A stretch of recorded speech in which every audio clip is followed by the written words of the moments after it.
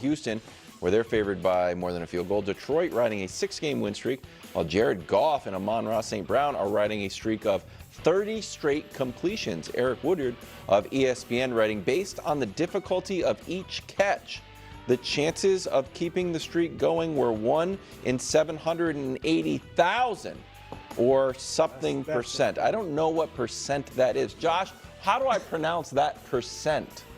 Okay, Josh bailed out on that one. 1/1000th? Maybe, but I always get it wrong. According to Next Gen Stats. All right, Greg, so when it feels like when we talk about best duos, this duo never really comes up. Do they deserve more respect? See, I'm of the belief they have the respect against their opponents. Like this is a duo that you respect. Obviously, they're different this year because of the emergence of their running game is just even more improved. And then Jamison Williams, like he's been impressive. Obviously, Sam Laporta, and they have so many different ways that they can beat you.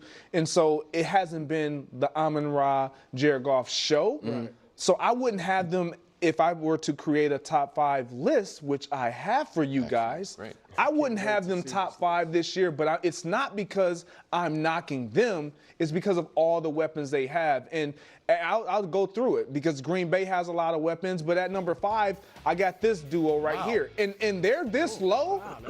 They're this low because there are a lot of teams that have a couple different guys. The Falcons, you got 2 guys down there. You got the Green Bay Packers. Nobody really knows who their number 1 guy, A.J. Brown and Devontae Smith with the Eagles. And so, but the numbers right here with Lamar and Zay Flowers, I got them at number 5. I don't think any team is looking at them saying, man, if we don't stop Flowers, we're going to be in trouble. But they have been very impressive, and I got to give respect to this duo. So I got them at number 5 because of the numbers that support that. At number 4, when I look at this duo, they just get overlooked because they're the quiet ones.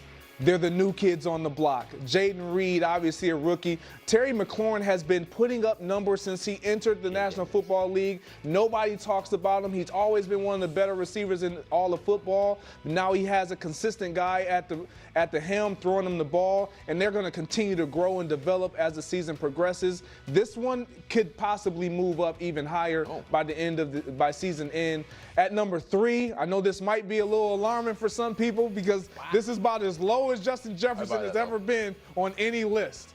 But it's because of who his quarterback is. He's elevated his quarterback play in Sam Darnold. Obviously, Justin Jefferson, one of the best, if not the best wide receiver in all of football. But again, all the weapons that they have on that offense and the various ways that they can beat you, I kind of knock them for that. Obviously, we know who Justin Jefferson is. And then at number 2, this is one. Sure. They don't have the wins that all these other teams have, but the numbers, you just can't deny it. And this is Burrow, Chase without T. Higgins for a handful of games this season. They've just been putting up electrifying numbers, and they've been doing it since Jamar Chase entered the league, since Burrow's been in the league. They've been a fantastic duo. I got to respect this duo. And at number 1, this might shock a lot of people. I was going to say. This might shock a lot of people. Well, C.J. Stroud and Nico Collins. This duo right here is special. You're talking about a duo. Nico Collins has missed 4 games, and he's top 15 in yards, top 15 in receptions. Like, look at what their offense looks like without Nico Collins. If he were involved right now for these last 4 weeks that he's missed, he may already have 1,000 yards receiving. I know that's a big if, but that's with all the weapons that they have. He has impacted his team more than I would argue any of these guys on this list, and that's why I have him at number 1. Okay, let's talk about this. I'm definitely going to unpack Jared Goff and Amon-Ra St. Brown and all of that, but I just wanted to add real fast. You know, it's funny because weeks ago, this was like literally first or second week, Nick Wright said, "Oh, CeeDee Lamb and Dak Prescott are the best quarterback, wide receiver duo." And I said, "Yeah, right." And then I made a comment like, "Oh, Sam Darnold and Jefferson is better." And people were like, "Oh my God, you're awful. You just, expose yourself as not knowing what you're talking about or whatever. And I was like, okay, sure. And then actually, I was kind of mad that I didn't also bring up, Burrow, Chase, and Stroud and Nico. And it makes a lot of sense because why Amon-Ra St. Brown and Jared Goff aren't necessarily up there. Although I wouldn't say that I'm going to put Lamar Jackson and Flowers up there either. But the reality is that, right, you take away Burrow and Chase's connection and they got nothing, right? We see what happens when you take Nico away. That offense is just plummeting, right? We've seen games where Lamar and Flowers didn't need to be this great top connection, and yet they're still obviously able to win and win quite easily, quite convincingly.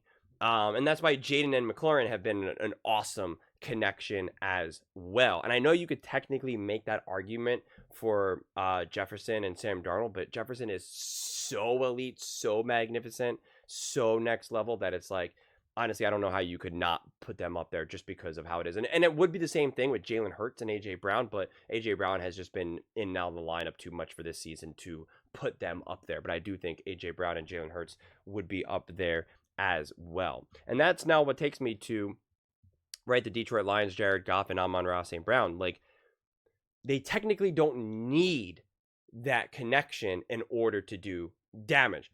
I love Amon-Ra St. Brown. Absolutely love it. I have one of his clips saved where it's like it shows him catching the ball and he gets the first down, but then he goes down, and then one coach is like, "Why did you do that? Are you hurt?" And he goes, "No." I'm like, I don't, I'm sick of getting injured." And he's like, and then you see him like he's mic'd up and he's like, "I don't care." He's like, "People can clown me all they want, like I'm saying healthy." And I've always preached that, actually. Get down, get out of bounds, stop taking those extra hits. And then he catches he has a great pass and catches it and goes in for the end zone, and he like screams like, "I'm built for this," whatever it is. I got it saved on my phone. So it's like, I love it.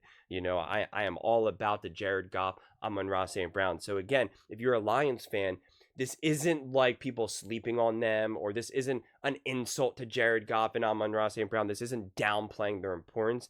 This is an absolute indicator of just how dominant and stacked to the brim this offense is, which is a great problem to have. I've said this so much about the 49ers over the last, since last season into this season, when people were saying that Brock Purdy wasn't getting enough credit or whoever, and it was like, it's a great problem to have, man. You got a great coach, you have Christian McCaffrey, you got Debo, you got all these weapons.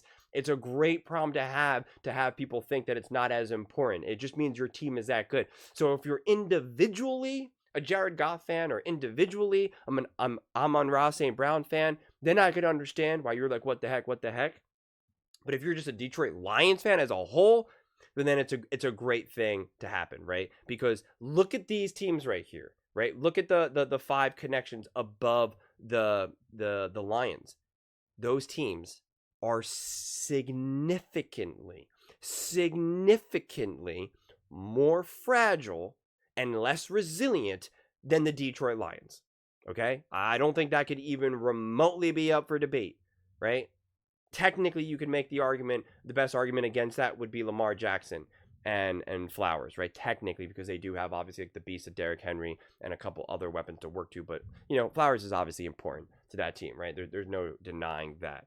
And just like Amon-Ra St. Brown is important to the Lions, right? Like having that huge threat of the passing game with multiple of the receivers, not even just Amon-Ra St. Brown, it helps open up the run game. It helps keep Goff, ability to kind of pick apart and kind of be more of a surgeon rather than just, closing your eyes and doing whatever. So it's not to say that it's not important, but this is actually a fascinating question. This is more interesting stuff rather than just the same conversations again and again and again. Who's better, Lamar Jackson or Joe Burrow? Impressed with Patrick Mahomes? Like, this is an interesting question. This is more fun. This is interesting. We're talking about Detroit Lions now. Like, this is cool, and it's actually like a real segment and not just like a quick, oh, do you think the Detroit Lions are good? Yeah, I think they're pretty good. I think they're a little overrated. Really? You think they're overrated? I don't know. All right, cut to commercial. It's like, what the heck was that? This is actually like more interesting to me, and I can appreciate it Although it seems like the Detroit Lions are on the wrong end of the praise, I think again when you see it like this, it's actually a tremendous positive, right? It really, really is. When you're getting less credit for how great you are, it's because your team, your coaching staff, whatever it may be, is just stacked, dominant, and ferocious. And it's again, it's a great problem to have. But I'm curious how this lands for Detroit Lions fans, because I don't know. Something tells me it'll be 50-50. I think some Lions fans will be like, oh, yeah, I totally get it. Makes sense. And other Lions fans will be like, what? Jared Goff is the MVP. Amon-Ra St. Brown's the best wide receiver in the NFL. No one ever respects the Lions. So I'm really curious to see how this lands for Lions fans. Like this is definitely going to be a fun clip to read the comments, because I'm genuinely interested. Let me know in the comments below what you guys are all thinking. I read every single comment, so whether you agree with me or disagree with me, either way, let's get in some discussions, let's get in some fights, but ultimately, let's just have some fun. And please do consider subscribing. We're building an amazing community here, and I'd absolutely love to see you part of it. I want to build something that we all genuinely feel connected to, something that we're really excited to be part of. I think we're on our way to doing it. Please don't forget to give this video a thumbs up, as it really does help with the visibility and the algorithm. Thank you so much, and see you next time.